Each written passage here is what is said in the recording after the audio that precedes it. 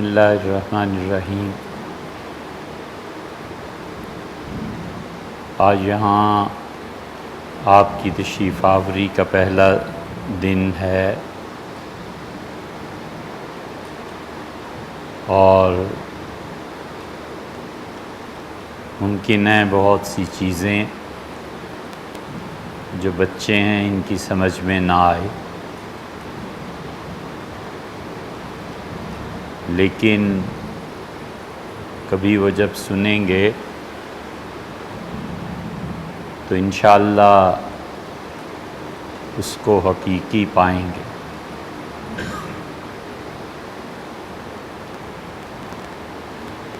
ہر وہ مذہب اور دین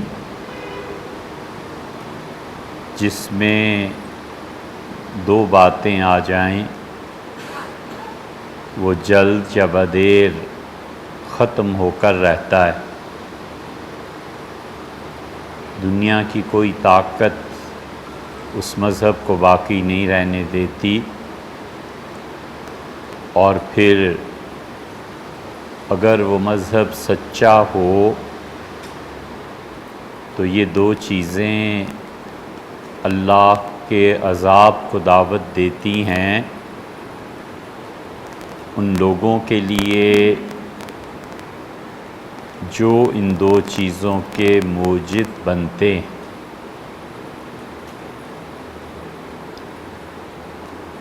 ایک تو کبھی دنیا میں اسلام، عیسائیت، یہودیت کوئی مذہب باقی نہیں رہتا جب اس کے نفاذ میں جبر کیا جائے۔ اللہ تعالیٰ نے انسان کو آزادی دی ہے، آزادی سے نوازا ہے، اور کوئی شخص ایسا نہیں ہے جو اپنی آزادی ختم کرنے پہ خوش ہو۔ جہاں وہ اپنے آپ کو کسی کے حوالے بھی کرتا ہے تو بنیادی طور پر اس کی اپنی رضامندی اور خوشی اس میں شامل ہوتی ہے، وگرنہ جبر جلد یا بدیر ٹوٹ کے رہتا ہے، اور مذہب کا جبر سب سے زیادہ فائدہ دیتا ہے ڈیموکریسی، جمہوریت کو اور سیکولرزم۔ معاشرہ تیار نہ ہو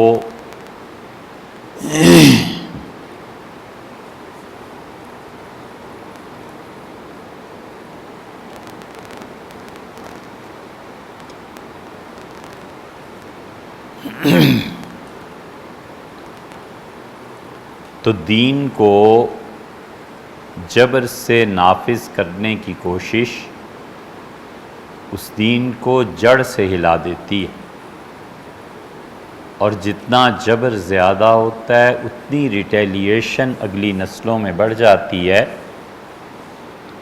اور اسی طرح فرد پہ بھی اگر دین کے معاملے میں جبر ہوگا تو اس کا فائدہ سیکولرزم کو، بے دینی کو ہوگا، اور فرد بغاوت کرے، کہے گا نہیں مانتا۔ اور اگر محبت سے اسے سمجھایا جائے اور یہ سوچ کر اسے چھوڑ دیا جائے کہ یہ جو گناہ ہے یہ اس کی خوشی نہیں ہے، یہ حالات کے جبر کا نتیجہ ہے، اور مجھے ان حالات کے جبر کو توڑنا ہے اور صحیح راہ دکھانی ہے، پھر اصلاح ہو جاتی ہے اور اللہ کی طرف تعلق کا راستہ کھلتا ہے۔ یہ بات ہمیشہ ذہن میں رہنی چاہیے کہ کسی بھی شخص کے جن گناہوں پر ہمیں غصہ آتا ہے، بچوں کی حرکتوں پہ، گھر میں اور چیزوں پہ، جسے ہم سمجھتے ہیں کہ بڑا گناہ گار ہے، یہ ہمیشہ سوچنا چاہیے کہ اصلاً گناہ گار ہے یا حالات کے جبر کی وجہ سے گناہ گار۔ حالات کا جبر جس گناہ کو پیدا کرتا ہے، اللہ کے ہاں وہ گناہ معافی سے زیادہ قریب ہے بنسبت اس گناہ کے جس میں حالات کا کوئی جبر نہیں، کوئی جبر حالات کا نہیں ہے، اور وہ اٹھ کے ایک آدمی کو قتل کر دیتا ہے۔ یہ ایسی چیز ہے جو اللہ کی نظر میں بہت زیادہ قابل گرفت ہے۔ اور ایک چیز یہ ہے کہ حالات کا جبر اسے مجبور کرتا ہے کہ یہ ہر وقت مجھے تنگ کرتا ہے، ہر وقت مجھے تانے ملتے ہیں، ہر وقت یہی بک بک ہوتی رہتی ہے۔ اس حالات کے جبر سے مجبور ہو کر وہ جو قتل کرتا ہے، تو قیامت میں اگر خدا اس سے پوچھے گا کہ کیوں قتل کیا، تو اس سے بھی پوچھے گا کہ تمہارا کردار کیا تھا، تم ایک آدمی کو کیوں ستا رہے تھے۔ شوہر جبر کرتا ہے بیوی پہ، اور وہ کہتا ہے جبر سے کہ یہ نیکی کا کام ہے، کرو، اور وہ اس کو نہیں مانتی۔ ریٹیلیشن میں وہ کہتی ہے کہ جہنم میں جائے ایسا مذہب، تو جو اسلام کو گالی دے رہی ہے یہ حالات کا جبر ہے، اور خدا جہاں اس سے پوچھے گا اس سے بھی پوچھے گا کہ تم نے سمجھا دیا، یہ تو ہم نے نبی علیہ السلام کی ڈیوٹی نہیں لگائی کہ وہ نافذ کریں، تم کون تھے؟ اللہ نے اسی لیے کہا ہے کہ آپ کا کام دعوت دینا ہے، لست علیہم بمسیطر، اور آپ کو ہم نے اس لیے نہیں بھیجا کہ آپ لوگوں پر نگران بن جائیں، دروغہ، یہ ترجمہ کیا ہے۔ ایک ایسا مذہب نہیں چلتا، اور ایک وہ مذہب جو صرف قانونی ڈھانچہ اختیار کر، اتنے فرائض ہیں نماز کے، اتنی سنتیں ہیں، یوں سجدہ کرنا ہے، یوں بیٹھنا ہے، اپنی جگہ پہ بالکل برحق ہے، لیکن اس قانونی دین میں اگر وہ جذبات شامل نہیں ہوں گے جو انسانی فطرت کا تقاضا ہیں، تو یہ قانون کا ڈھانچہ آج نہیں تو کل ٹوٹ کے رہے۔ پوری عیسائیت اور یہودیت، یہ دونوں مذاہب اسی لیے برباد ہو گئے کہ وہ قانونی ڈھانچے میں ڈھل گئے، اور جہاں کسی نے پکڑ لیا قانون کی دفعات سنا دی، یہ گناہ کیا ہے، اس کی یہ سزا ہے، اس کی یہ سزا ہے، اس کی یہ سزا ہے، اچھا کیسے کیا ہے، پھر اس کی یہ سزا ہے، اچھا ایسے ہوا ہے، پھر مجرم کا، پھر یہ سارا ایک قانونی ڈھانچہ بن گیا۔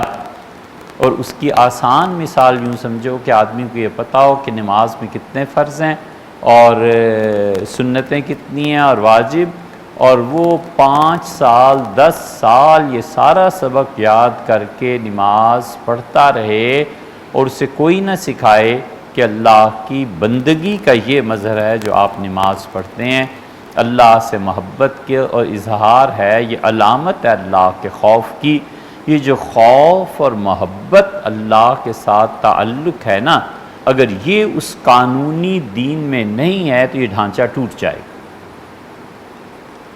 کوئی چیز اسے سردیوں میں گرم بستر چھوڑ کے، اور کوئی چیز اسے گرمی کے اتنی طویل دوپہروں اور اتنے طویل دنوں کے گرم روزے لو چلتی ہوئے میں نہیں رکھوا سکتی جب تک کہ اللہ کا خوف یا اللہ کی محبت یہ چیز آمادہ کرتی ہے، اللہ کی طرف جانے کا شوق آمادہ کرتا ہے۔ آپ ایک آدمی سے ہمیشہ کہتے ہیں کہ نماز پڑھو، کمال کی بات حضرت شاہ ولی اللہ رحمۃ اللہ نے لکھی ہے، حقیقت یہ ہے کہ پہلی مرتبہ جب پڑھی حجت اللہ البالغہ میں تو آنکھیں کھل گئی۔ 77-78 کی بات ہے جب پہلی مرتبہ حجت اللہ البالغہ پڑھنے کا موقع ہوا، اور وہ بھی اساتذہ نے مسلسل توجہ دلائی کہ اس کو پڑھو، دیکھو حضرت رحمۃ اللہ علیہ نے کیا لکھا ہے، اب تک وہ بات یاد آتی ہے، کمال کی بات شاہ ولی اللہ رحمۃ اللہ نے لکھی ہے۔ انہوں نے کہا یہ جو نماز پڑھتے ہیں نا ہم، یہ نماز استعداد پیدا کرتی ہے اللہ کی زیارت کی۔ اس کی مثال ہم آپ کو دیں، حضرت رحمۃ اللہ نے اس کی طرف اشارہ فرمایا ہے، ان پچھلی 3 صدیوں میں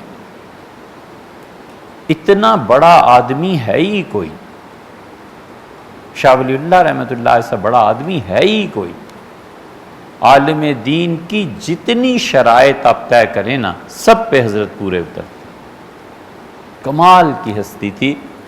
شبلی جیسے مورخ نے ایک جگہ لکھا، اور سید سلیمان ندوی رحمۃ اللہ علیہ نے، کہ اللہ کی قدرت ہے اور اللہ کے ہاں یہ بھی معجزہ ظاہر، کرامت ظاہر ہونی تھی کہ شاہ ولی اللہ جیسا آدمی اسلام کے دور زوال میں دلی میں پیدا ہوا،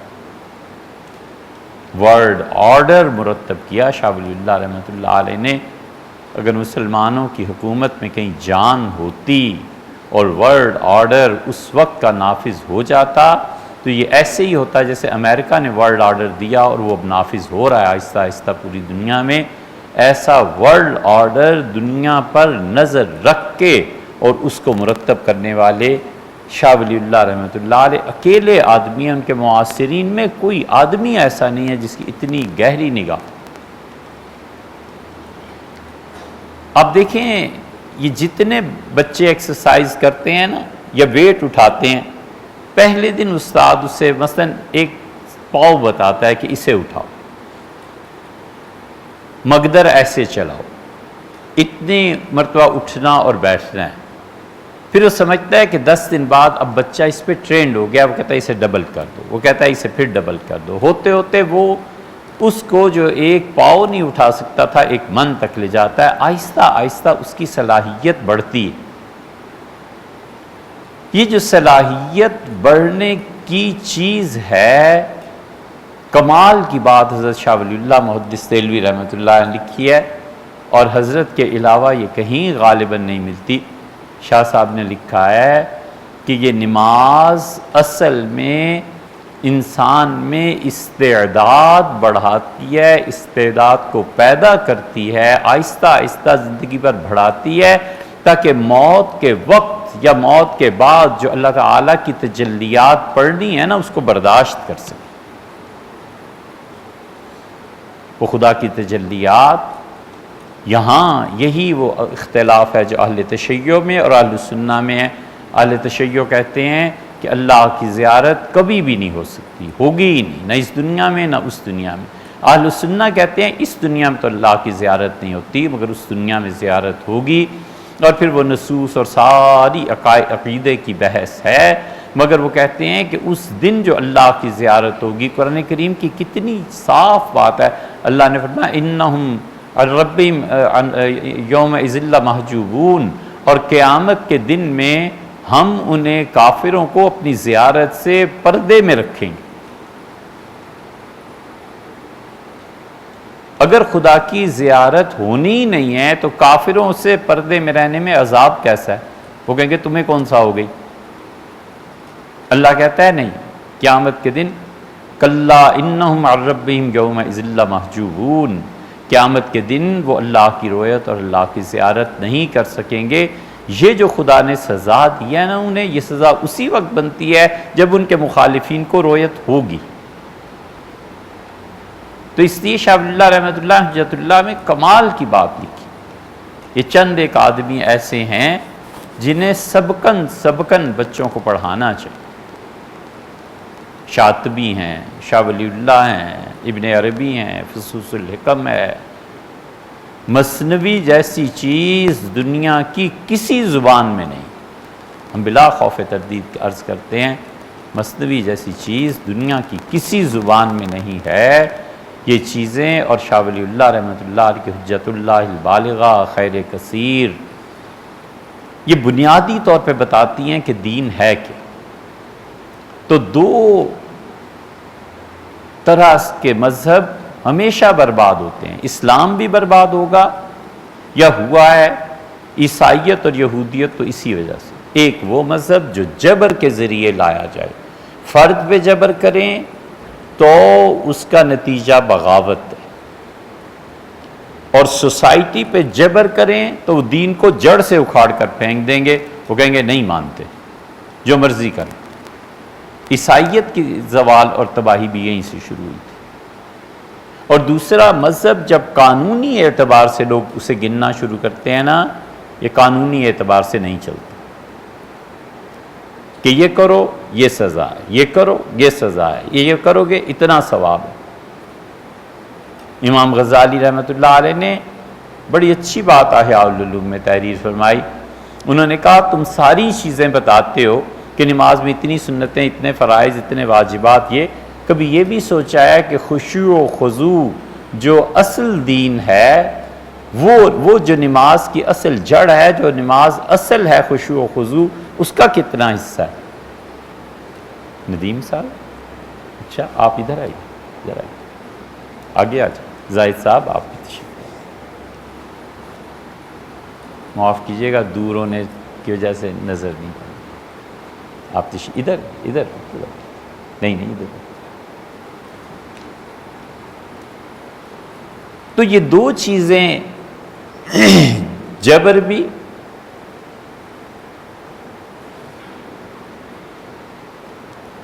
اور قانونیت، یہ تباہ کرتی ہیں۔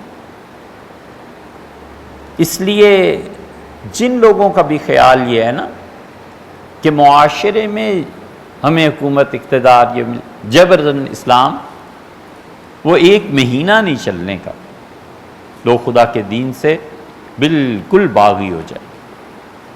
اتنی بڑی چیز پیش آئی ہے۔ کل انشاءاللہ ہمیں کسی نے سوال بھیجا ہے، کل کا بیان اب سنیے گا۔ انہوں نے خلافت پر اعتراض کیا ہے، اور انہوں نے یہ لکھا ہے کہ وہ سنتے رہتے ہیں چیزیں، اور انہوں نے اپنی محبت کا اظہار بھی کیا ہے، اور انہوں نے کہا بس اس مسئلے کو بتائیں کہ سیدنا علی رضی اللہ عنہ کی خلافت کا اعلان غدیر خم میں کر دیا تھا رسول اللہ صلی اللہ علیہ وسلم نے، یہ خلافت کیوں حضرت ابوبکر رضی اللہ عنہ سے سقیفہ بن سعدہ میں چھین لی؟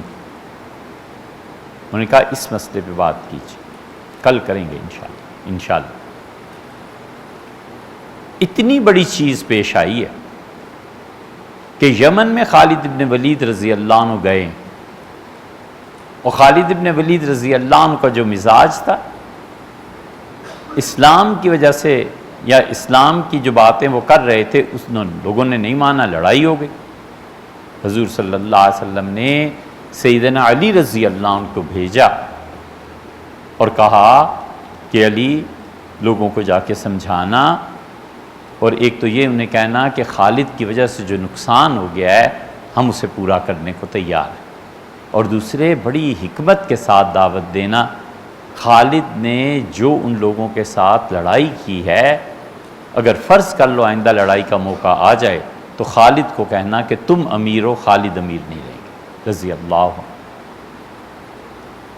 اس لیے اسلام کی ابتدائی صدیوں میں بھی جب لوگوں میں یہ مزاج پیدا ہونا شروع ہوا کہ جبر اور قانونی اسلام اس کو نافذ کرو، تو اس وقت اللہ تعالیٰ نے ایک پورا گروہ ایسا پیدا کر دیا جس گروہ نے اسلام کے حقائق کو سمجھا، اور انہوں نے ایک چیز شروع کی۔ ان کا اتنا بڑا احسان ہے کہ اگر انصاف سے کام لو نا، یہ دین ان کی وجہ سے بچا ہے۔ اگر یہ صرف فقہا کے ہاتھ میں رہتا اور کوڑے پڑتے اور درے مارتے اور یہ ہوتا اور یہ ہوتا، اور یا پھر یہ دین فوج کے ہاتھ میں رہتا، اسلام کبھی اتنی ترقی نہ کرتا۔ اللہ کے وہ نیک بندے ایسے تھے، انہوں نے پورے اسلام میں دو چیزیں کی۔ انہوں نے کہا دیکھو، ایک چیز کثرت ذکر ہے، اس کو شامل کرو، ہر آدمی اللہ کو یاد کرے، ہر آدمی اللہ کا نام جپے۔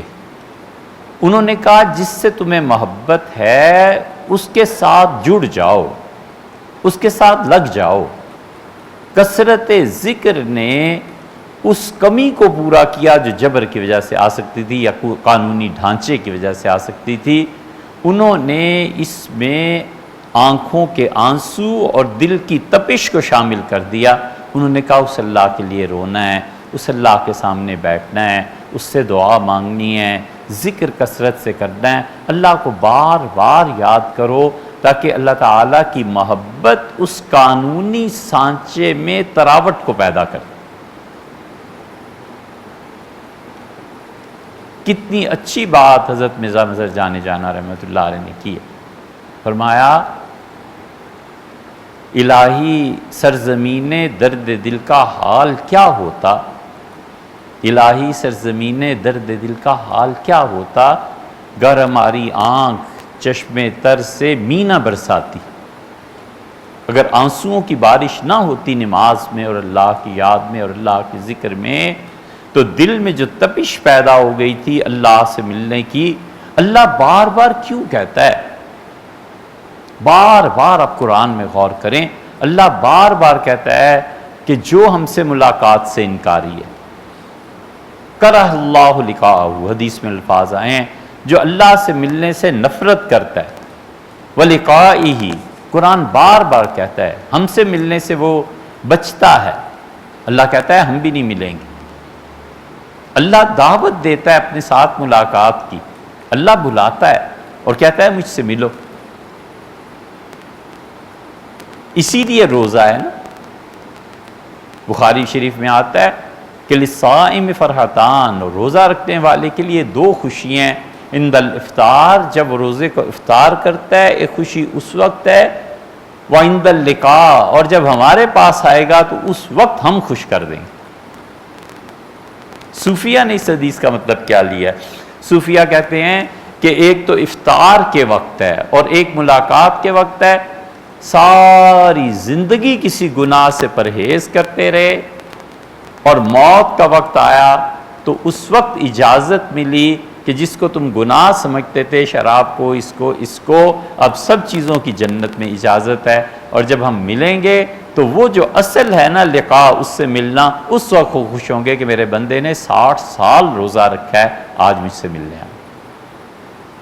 حدیث ایک ہی ہے، فقہا کی تعبیر دیکھیں اور صوفیہ کی تعبیر دیکھیں، کتنا فرق پڑ جاتا۔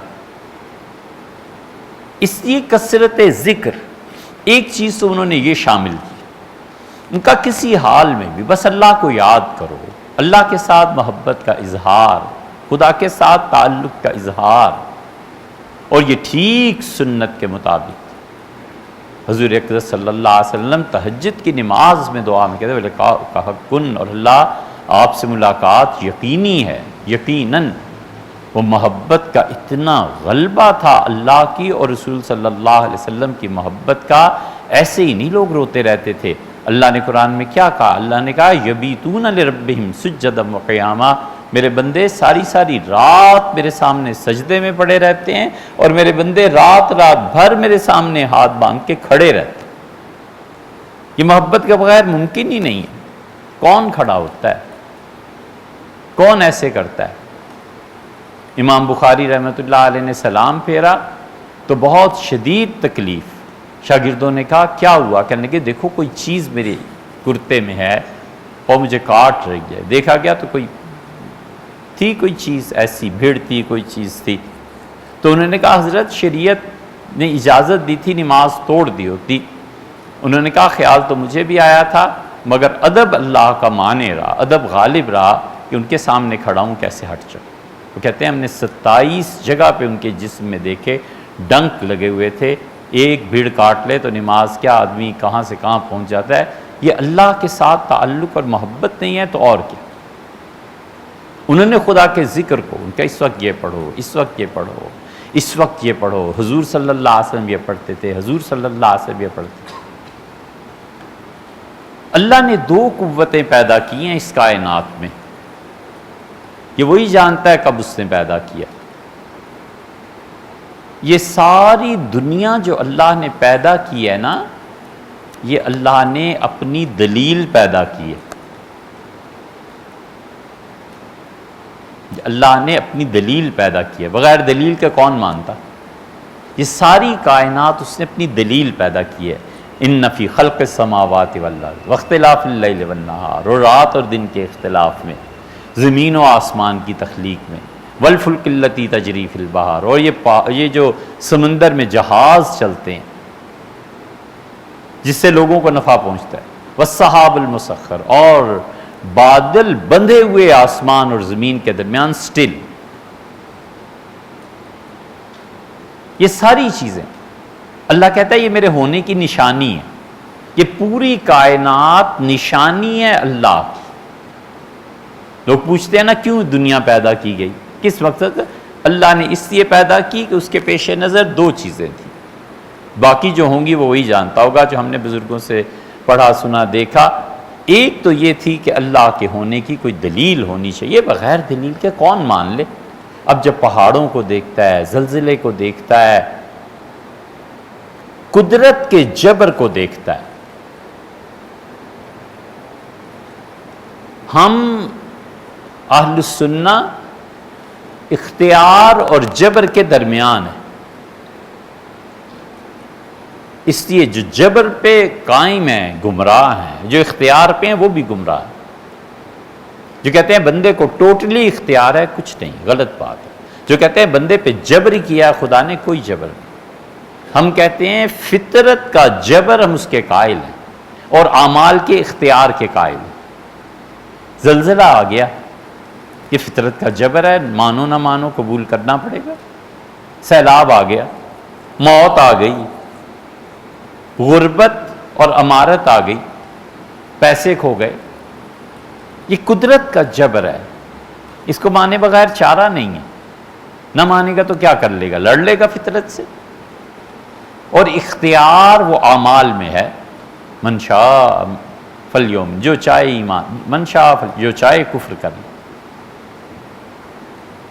تو اس لیے جو اہل السنہ کا یہ مسلک ہے نا کہ وہ جبر اور اختیار کے درمیان ہے. تو ایک چیز کیا کہہ رہے تھے ہیں؟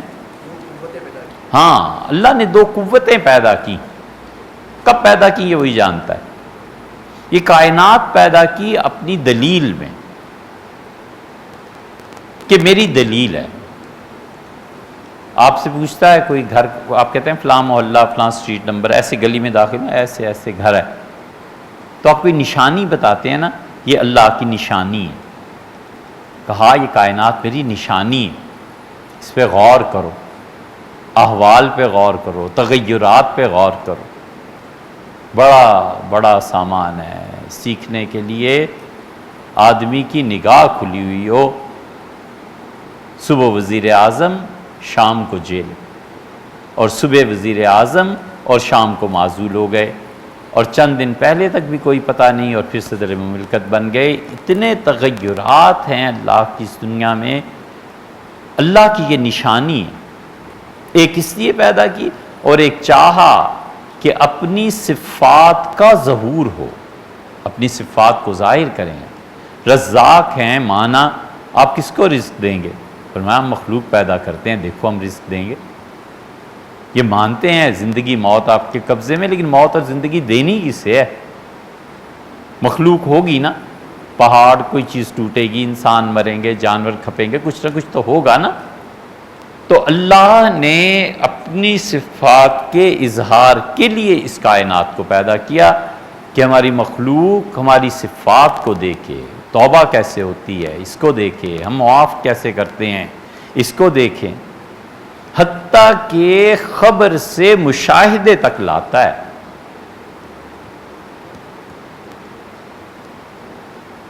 ایسی عظیم ذات ہے، خبر سے چلا کر مشاہدے تک لاتی ہے. رب ارنی کیف تحیی الموتیٰ، مجھے اگر دکھا دیں کہ آپ کیسے مردوں کو زندہ کریں گے. قال اولم تؤمن، اچھا تمہارا ایمان نہیں ہے؟ یہ اس سے کہہ رہے ہیں جو امام الانبیاء ہیں، حضرت ابراہیم علیہ السلام۔ قال بلا، انہوں نے کہا کیوں نہیں، آپ نے خبر دی ہے، میں خبر سے مشاہدے تک آنا چاہتا ہوں۔ فرمایا اچھا کوئی مسئلہ نہیں، خذ اربعۃ من الطیر، 4 پرندے لو، ان کا گوشت آپس میں مکس کر دو اور 4 جگہوں پہ رکھ دو، یا 3 کسایا، تو دیکھو وہ 4 پرندے کیسے اپنی جگہ سے ہڈیاں اور گوشت اڑ کے پھر سارا 4 پرندے بن رہے ہیں، اور تم دیکھو گے تمہارے پاس دوڑتے ہوئے چلے آئیں گے۔ خبر سے مشاہدے تک لے آئے۔ یہ ہے اس کی قدرت، اور یہ ہے اس کی اپنی طرف دعوت، تو خبر سے مشاہدے تک پہنچاتا ہے۔ 2 قوتیں پیدا کر دیں، ایک انسان اور ایک ٹائم۔ انسان کو اس کام پہ لگایا کہ اپنی بقا کی جد و جہد کرنی ہے، ٹائم کو اس کام پہ لگا دیا کہ تم نے فنا کرنا ہے۔ یہ دونوں قوتیں آپس میں ٹکراتی ہیں، دونوں قوتیں ایک دوسرے پر غالب آنے کی کوشش کرتی ہیں۔ انسان چاہتا ہے زیادہ سے زیادہ عرصے تک جیے، وگرنہ کوئی اس سے پوچھے کہ موت کا دن متعین ہے نا، تو پھر یہ دوائی کیوں لیتے ہو؟ معذوری بھی اگر تقدیر میں ہی شامل ہے تو اس دوائی کا کیا فائدہ؟ سردی میں لیٹ جاؤ، کیوں کمبل اوڑھتے ہو؟ مرنا تو تقدیر سے ہی ہے، تو پھر گرمی کا کیا فائدہ؟ یہ ساری چیزیں انسان جو کچھ کرتا ہے اپنی زندگی کی بقا کے لیے کرتا ہے کہ موت سے بچے، اور وہ آنی ہے، اور ٹائم کو لگا دیا تم نے فنا کرنا ہے۔ یہ دونوں قوتیں آپس میں ٹکراتی، دونوں قوتیں۔ انسان فنا کے گھاٹ اتر جاتا ہے، ٹائم غالب آ جاتا ہے۔ فرعون فنا کے گھاٹ اتر گیا، ٹائم غالب آ گیا۔ اگر اللہ اس کا ذکر نہ کرتا، جیسے کہ اللہ نے بہت سے ہزاروں بادشاہ اس دنیا میں گزرے ہوں گے، خدا نے ذکر نہیں کیا، وقت نے انہیں فنا کر دیا۔ مشرکین مکہ کا یہ عقیدہ اور ہمارا عقیدہ اہل سنت کا، اس میں فرق کیا ہے؟ قرآن میں آیا ہے، ان کا نموت و نحیا، ہم زندہ ہیں پھر مر جائیں گے، وما یہلکنا الا الدہر، ٹائم کے علاوہ ہمیں کوئی چیز فنا نہیں کر رہی۔ یہ ان کا عقیدہ تھا۔ اہل سنت نے کہا کہ ٹائم فنا کرتا ہے، اللہ کا حکم اس کے بھی پیچھے ہوتا ہے، اگر خدا اپنا حکم ٹائم سے اٹھا لے تو اس آدمی کو بقا مل جاتی۔ ٹائم پہ غالب آنے کا نسخہ دنیا میں آج تک دریافت نہیں ہو سکا، اور نہ ہونے کی کوئی امید ہے۔ ٹائم کو سمجھے ہی کون ہے؟ سقراط سے کسی نے پوچھا تھا تو اسے مرنے سے پہلے کہا کہ جو چیزیں، بعض کہتے ہیں افلاطون سے پوچھا تھا، جس سے بھی پوچھا تھا اس سے کہا مرنے سے پہلے کہ یہی چیز سمجھ نہیں آئی، ٹائم کو کیا چیز فنا کر دیتی ہے؟ ٹائم کو اللہ کا ذکر فنا کر دیتا ہے، اللہ کی یاد فنا کر دیتی ہے۔ یہ جو کہتے ہیں نا اس وقت یہ پڑھو، اس وقت یہ پڑھو، اس وقت یہ پڑھو، حضور صلی اللہ علیہ وسلم نے جس وقت کی جو دعا بتائی ہے اس کو پڑھنے سے ٹائم نے اس وقت جو فنا کرنا تھا نا، فنا ختم ہو جاتا ہے، وہ دعا غالب آ جاتی ہے۔ حضرت نظام الدین اولیاء رحمۃ اللہ کا نام اب تک زندہ ہے، حضرت ابراہیم علیہ السلام کو لوگ اب تک مانتے ہیں زندہ ہیں۔ ٹائم ان لوگوں کو فنا نہیں کر سکتا۔ شاہ ولی اللہ رحمۃ اللہ 300 سال ہو گئے، 1761 میں حضرت کا انتقال ہوا تھا، اور اب دیکھ لو کتنے برس ہو گئے، وہ وقت پہ غالب آ جاتی۔ اور یہ اتنی بڑی چیز اللہ کے ذکر اور اللہ کی یاد کے بغیر نہیں حاصل ہوتی۔ اللہ کا ذکر اور اللہ کی یاد غالب آ جاتی ہے۔ اس لیے انہوں نے ایک چیز یہ شامل کی، انہوں نے کہا اس کو اٹھاؤ، اس کو ترقی دو، اس کو زیادہ کرو۔ اور دوسری چیز جس نے اس دین کو قائم رکھا اور جو صوفیہ نے جس کو لازم قرار دیا انہوں نے، وہ مجاہدہ ہے۔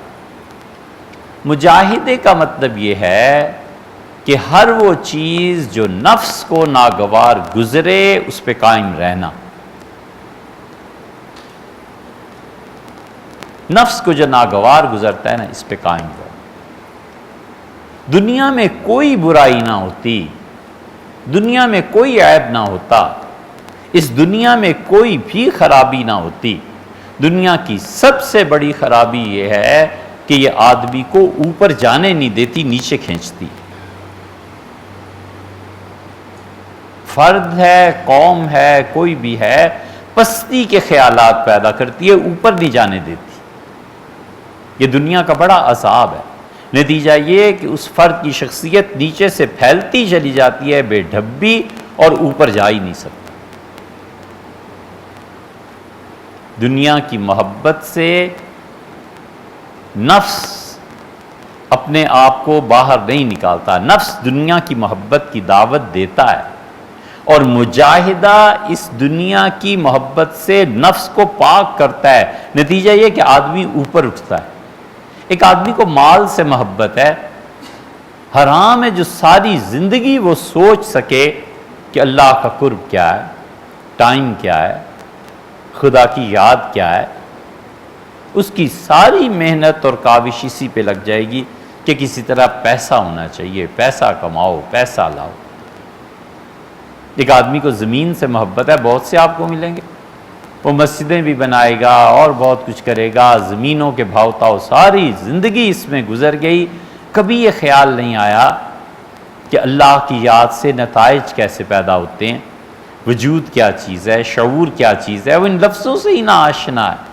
اس لیے اس دنیا میں کوئی بھی خرابی نہ ہوتی تو بس یہی اس کی مذمت کو کافی تھا کہ نیچے کی طرف کھینچتی ہے، اوپر نہیں اٹھنے دیتی، اوپر جانے نہیں دیتی۔ اس لیے جو لوگ دنیا کی محبت سے نکل گئے، یہ لوگ پھر بڑے کام کے نکلے، انہوں نے تو بڑے بڑے کارنامے انجام دیے، اور پتہ چلا کہ یہ چیز ہے جو انسانیت کا عروج ہے، ترقی ہے، اور یہاں پہنچ کر پھر پتہ چلتا ہے اس لیے کہ محبت سے نفس کو پاک کر لیا۔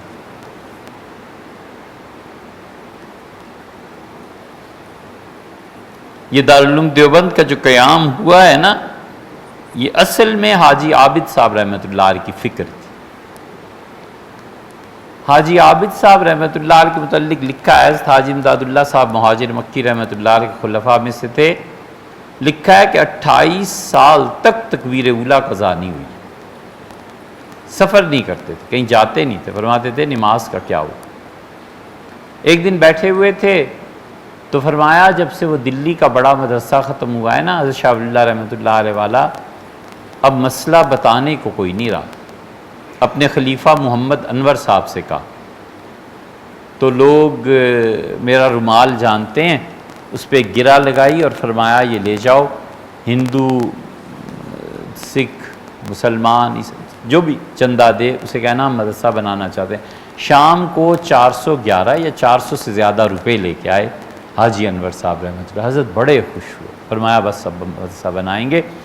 دیوبند کا آغاز ایسے، کتابیں پڑھنے کو نہیں تھیں، کتابیں کہاں سے لائیں، لوگ نہیں جانتے۔ یہ تاریخی حقیقت ہے کہ دیوبند میں کتابوں کی قلت ہو گئی۔ منشی نول کشور نے، ہندو نے کتابیں بھیجی، ہندوؤں اور مسلمانوں کے آپس کے جو تعلقات تھے، یہ نول کشور نے کتابیں بھیجیں۔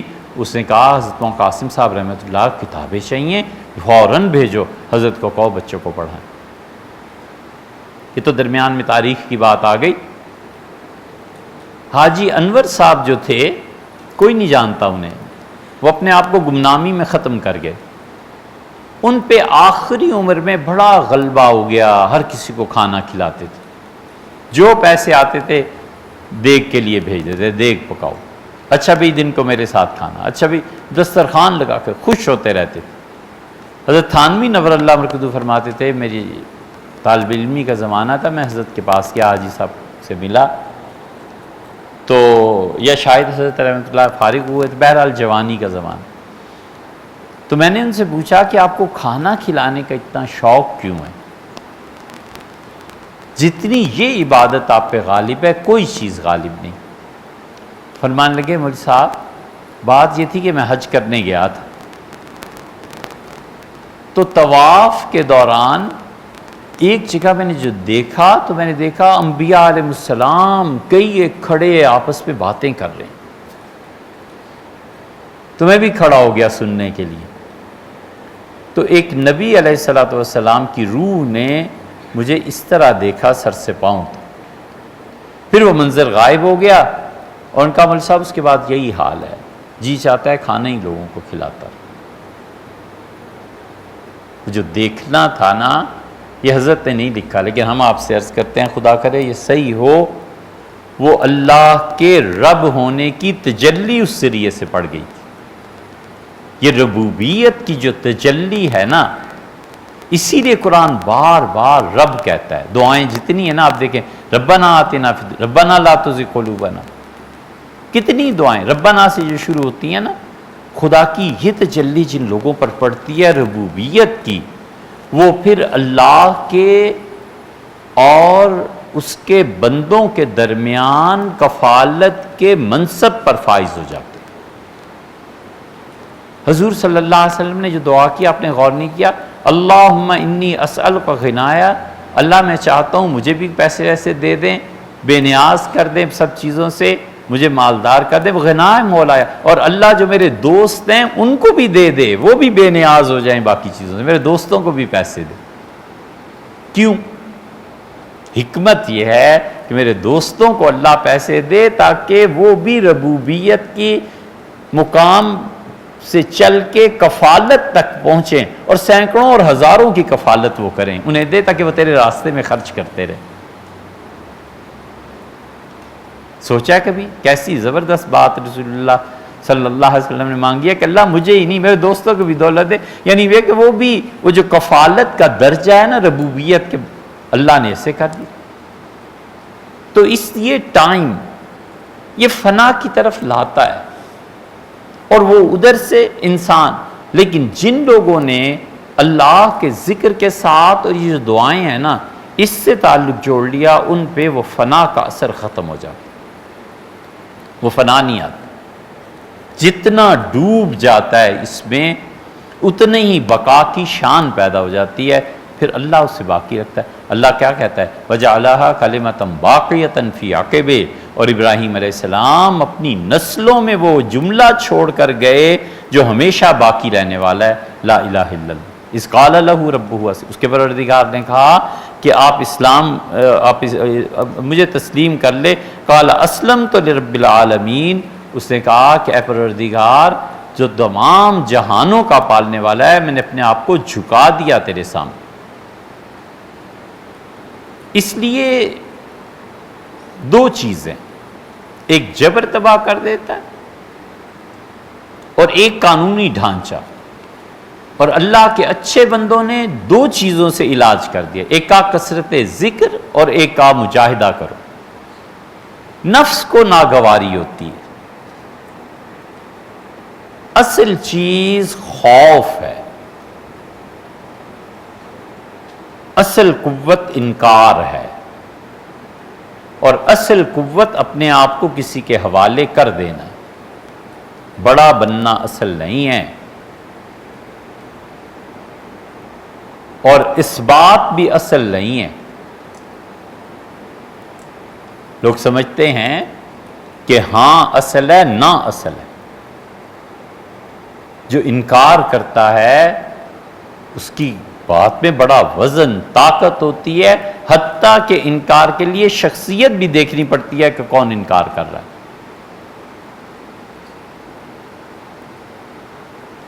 اور اسی طرح اپنے آپ کو کسی کے حوالے کر دینا یہ اصل ہے۔ اصل یہ نہیں ہے کہ میں بڑا ہوں۔ حضرت مجدد الفسانی سرہندی رحمۃ اللہ نے لکھا ہے کہ دل میں اگر وسوسہ بھی پیدا ہونا کہ میں کسی کو بیعت کروں گا یا لوگ میرے پاس آئیں، تو اس شخص کو نئے سرے سے پھر سے سلوک طے کرنا چاہیے۔ اتنی بڑی چیز حضرت کے اصل الفاظ جو ہیں، حضرت نے لکھا ہے کہ دل میں اس خواہش کا پیدا ہونا کہ میں لوگوں میں پیر بن جاؤں، بڑا بن جاؤں، یہ طریقت کا کفر ہے، کیونکہ کبریائی اور بڑائی اللہ کی شان ہے نا۔ یہ اپنے آپ کو اس میں شریک کر رہا ہے۔ اسی طرح انکار جو ہوتا ہے اس میں بڑی طاقت ہوتی ہے۔ انکار کے لیے دلیل کہاں سے؟ اور اسباب جو ہوتا ہے وہ ہو ہی جاتا ہے۔ ہاں کر دی، دوسرے بھی خوش ہو گئے۔ جب انکار کرتا ہے تو پھر یہ چیز آتی ہے، پھر شخصیت کو بھی دیکھنا پڑتا ہے کہ کون انکار کر رہا ہے۔ اس لیے انہوں نے بھی دو چیزیں دے دی۔ اصل چیز خوف ہے۔ خوف اشیاء کو قائم رکھتا ہے۔ محبت میں سب سے مشکل مقام خوف ہے۔ اگر محبت کہیں ہو نا تو رات دن ایک فکر طاری رہتی ہے کہ محبوب کہیں ناراض نہ ہو جائے۔ جس دن کسی اور کی موت کی وجہ سے بھی اس کا مزاج بگڑا ہوا ہو، اس دن بھی کہتا ہے آپ مجھ سے ناراض تو نہیں؟ وہ کہتے ہیں تجھ سے کیا ناراض ہونا ہے یار، میری تو مصیبت بن گئی، یہ ہو گیا وہ ہو گیا۔ سب سے بڑا خوف مسلط رہتا ہے کہیں ناراض نہ ہو جائیں، کہیں ایسے نہ ہو کہ کوئی چیز ناگوار گزرے۔ یہ خوف اس انسان کو ترقی دیتا ہے، اور جب خوف طاری ہوتا ہے کہ وہ ناراض ہو گئے ہیں، پھر رضامندی کی حصول کی کوشش کرتا ہے، پھر توبہ کرتا ہے، معافی مانگتا ہے، کہتا ہے اس چیز کو ہی آگ لگائیں جی جس کی وجہ سے آپ ناراض ہیں، مجھے آپ کی خوشی چاہیے۔ اللہ کی ذات سے جو خوف پیدا ہوتا ہے، نفس کے خلاف چلنے سے مجاہدہ ہوتا ہے نا، اس سے اللہ کا خوف پیدا ہوتا ہے، اور اللہ کا خوف حفاظت کرتا ہے محبت کی۔ یہ ڈر ہوتا ہے، محبوب ہے نا اللہ، اس سے محبت ہے نا، یہ محبت کی حفاظت یہ خوف کرتا ہے۔ محبت خوف میں گھری رہتی ہے ہر لمحہ، اسی لیے اللہ کہتا ہے کہ طوعاً او کرہا، چاہے جبر سے اور چاہے اپنی خوشی سے ماننا پڑتا ہے۔ اسی لیے اللہ تعالیٰ فرماتے ہیں یدعون ربہم، وہ اپنے پروردگار کو پکارتے تھے۔ اللہ تعالیٰ کے جو اچھے بندے انبیاء علیہ السلام رغبا و رہبا، محبت سے بھی پکارتے تھے، ہم سے خواہش، رغبت، جنت کچھ لینا، اور ڈرتے بھی تھے کہ کہیں عبادت رد نہ ہو جائے۔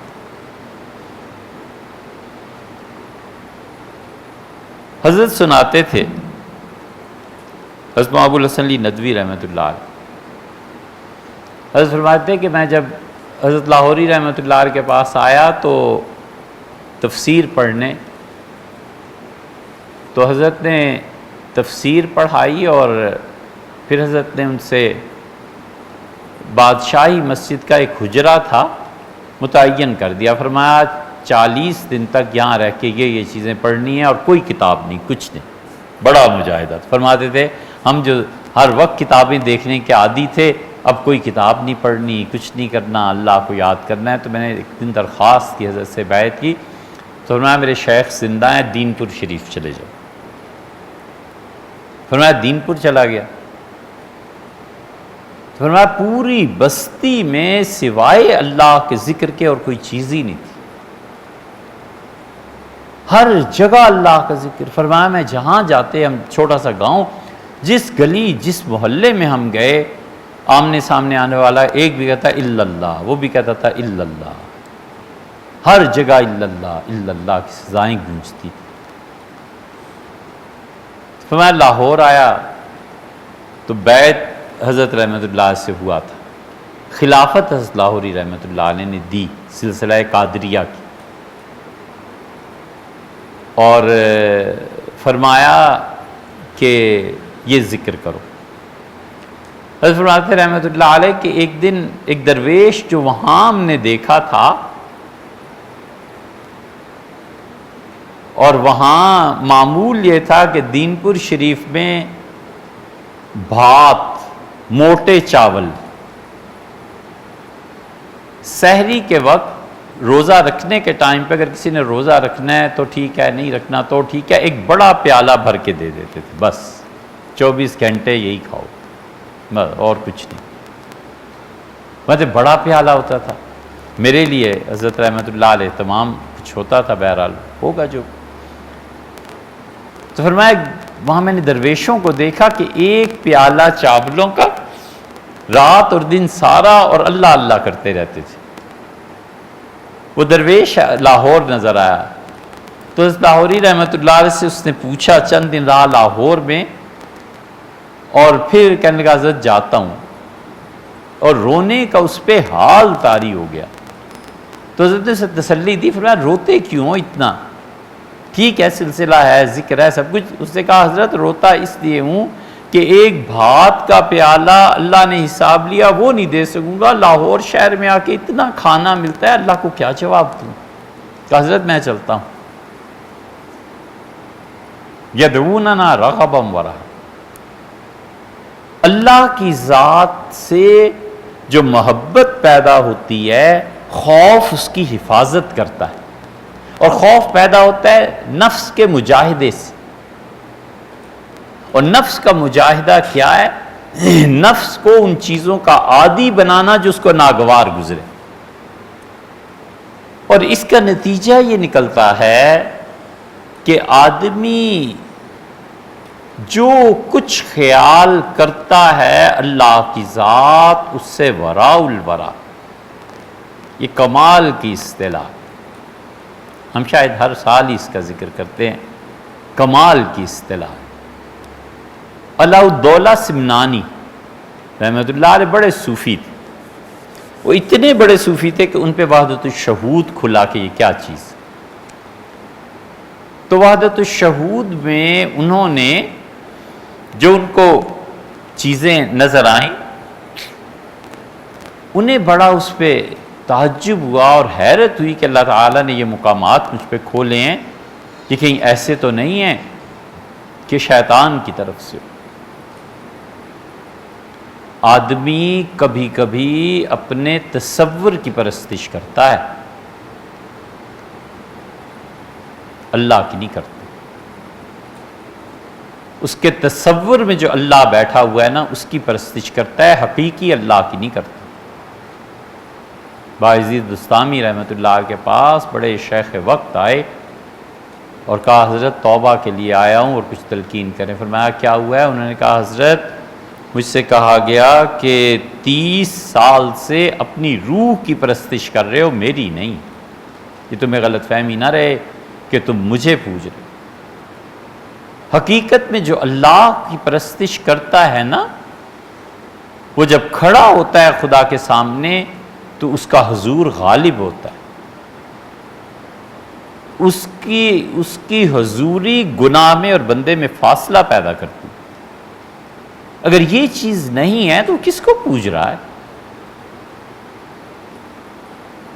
اللہ کی حضوری کہ میں اس کے سامنے حاضر ہوں اور وہ مجھ سے غائب ہے.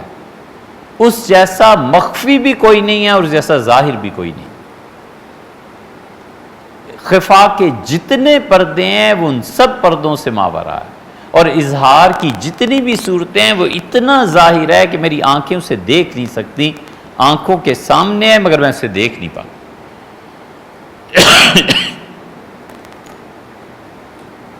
علاء الدولہ سمنانی رحمۃ اللہ علیہ کو ہندوستانی صوفیہ سے بڑا اعتقاد تھا.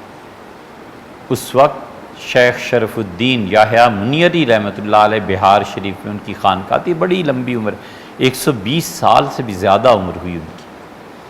انہوں نے اپنے خلفاء کو بھیجا کہ جاؤ اور ہندوستان سے اس کی تصدیق کرا کے لاؤ کہ جو کچھ میں نے دیکھا یا دکھایا گیا یہ سب صحیح ہے. شیخ علاء الدین سمنانی رحمۃ اللہ عنہ کے خطوط اور احوال پڑھے اور اس پہ مہر لگائی اور کہا یہ بالکل صحیح ہے، آپ کا راستہ جو چیز ہے یہ بالکل صحیح. انہوں نے یہ اصطلاح پہلی مرتبہ غالباً استعمال کی کہ اللہ کی ذات وراء الورا ہے، ثم وراء الورا. اللہ کی ذات ہر چیز سے بلند و والا ہے. یہ کتابیں پڑھی حضرت مجدد الفسانی سرہندی رحمۃ اللہ علیہ، اور حضرت مجدد نے اپنے شیخ خواجہ حضرت کے مکتوبات شریف ہم پڑھتے رہے نا جب بھی، تو یہ بار بار آتا تھا. حتیٰ کہ مکتوبات شریف پڑھتے ہیں عثمان خان صاحب رحمۃ اللہ سے تو ہم نے دریافت کیا کہ حضرت یہ اصطلاح کہاں سے آئی؟ بڑی زبردست چیز ہے. فرمایا یہ نہیں پتا مجھے.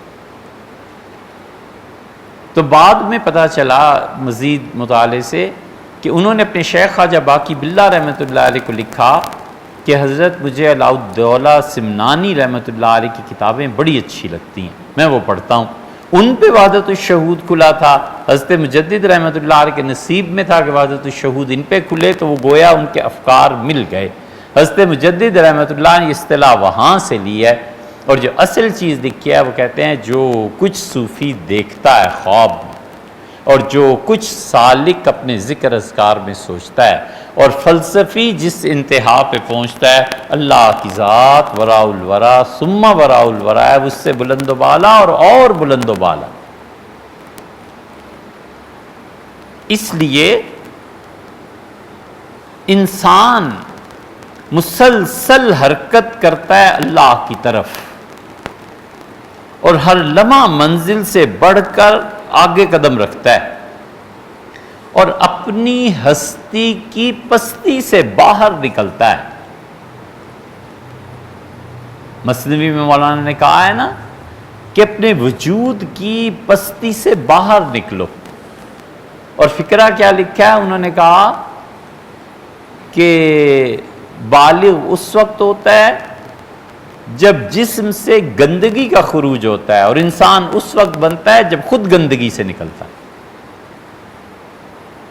اپنے وجود کی پستی سے نکل کے اللہ کی بلندیوں کی طرف سفر کرتا ہے، اور یہ جو سفر اسے ملتا ہے نا، یہ اس کے اللہ تعالیٰ کے متعلق جتنے تصورات ہوتے ہیں سب کے سب ٹوٹ جاتے ہیں، اور وہ جان جاتا ہے، اس پہ انکشاف ہوتا ہے کہ اللہ سے زیادہ حاضر و ناظر کوئی نہیں، اور اللہ سے زیادہ باطن میں کوئی نہیں۔ جب یہ انکشاف ہوتا ہے اسے، تو پھر اس انکشاف کا نتیجہ یہ نکلتا ہے کہ وہ جانتا ہے کہ خیال میں اللہ ہے اور کچھ نہیں، میری مراد اللہ ہے اور اللہ کے علاوہ کوئی مراد نہیں۔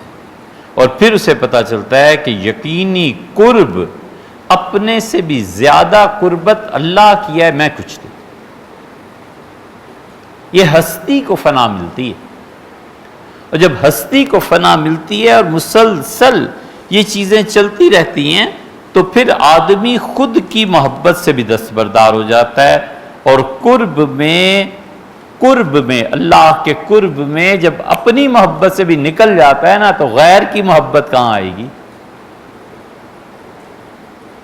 اللہ کا قرب خود اپنی محبت نکال دیتا ہے، غیر کے لیے کیا جگہ باقی بچی؟ سوچنے کی بات ہے نا۔